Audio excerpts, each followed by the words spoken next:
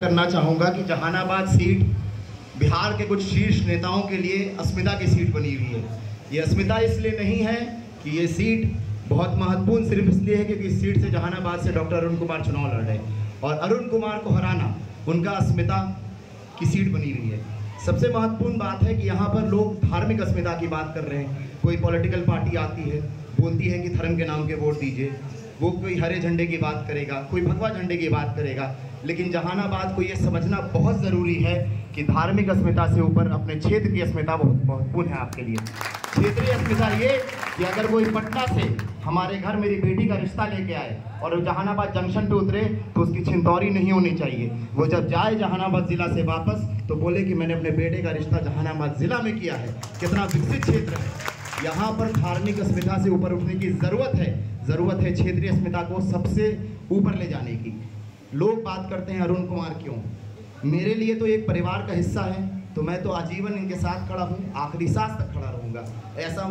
ऐसा मैं एक मुसलमान होकर बोलता हूँ कि अगर ये एनडीए से भी चुनाव लड़ रहे होते तो मैं आखिरी सांस तक इनके साथ खड़ा रहता और इंशाल्लाह रहूँगा, क्योंकि मैं ये जानता हूँ कि इन एज अ पर्सन, एक इंसान के तौर पे इन्होंने समाज के लिए, मुसलमान समाज के लिए, हर समाज के लिए, हर तबके के लिए, बहुजन के लिए क्या क्या काम करने का काम किया है, ये मैंने अपने बचपन से जवान होते होते मैंने देखा है।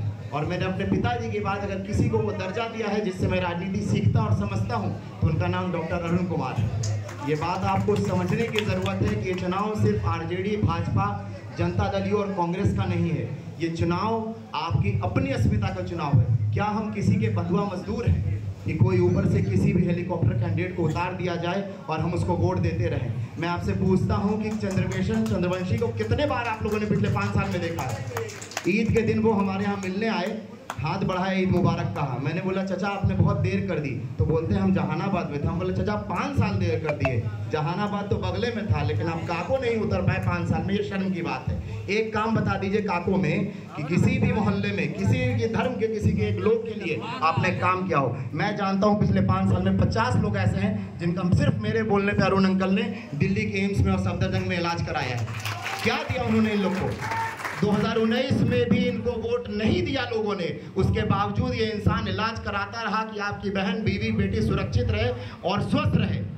तो किस चीज़ की ज़रूरत है? नेता हम किस लिए चुनते हैं? मस्जिद बनवाने के लिए, मंदिर बनवाने के लिए? नेता हम चुनते हैं अपनी सुरक्षा के लिए, नेता हम अपने चुनते हैं स्वास्थ्य के लिए, अपने बच्चों के शिक्षा के लिए। क्या दिया आपको? सुरेंद्र यादव आज यहाँ है, कल सुबह की फ्लाइट पकड़ेंगे, चले जाएंगे गया, शक्ल नहीं दिखने वाला आप लोगों को। अरुण कुमार इकलौते ऐसा नेता है पिछले लगातार वर्षों से संघर्ष करते रहे हैं। और एक चीज़ आपको बता दूं, मैं गवाह हूं 2019 का। डॉक्टर अरुण कुमार को नीतीश कुमार जाके ऐसे फोन आता है, आप आ जाइए, आपको हम टिकट दे देंगे। लेकिन वो आदमी है जिन्होंने संघर्ष करना चुना, लेकिन नीतीश कुमार के सामने नतमस्तक होना नहीं चुना। ये अस्मिता है। अस्मिता ये नहीं है कि मैं मंदिर के नाम पे वोट दे दूं या वैसे ही आ जाए तो मुसलमान एक तरफ वोट देने लग जाए। अस्मिता ये है कि एक आदमी संघर्ष करके अपने उसूलों पे खड़ा रहा जिसके पांव नहीं डगमगाए। अगर नहीं इस बार इनको वोट दिया जाता है तो ये जहानाबाद की जनता के लिए शर्मसार बात है कि एक ऐसा नेता जिसने अपनी जिंदगी कुर्बान कर दी यहाँ के अवाम के लिए और उसको हम वोट नहीं दे रहे हैं, तो ये नजर झुकाने की बात यहाँ के अवाम के लिए, डॉक्टर अरुण कुमार के लिए नहीं है। बहुत बहुत शुक्रिया।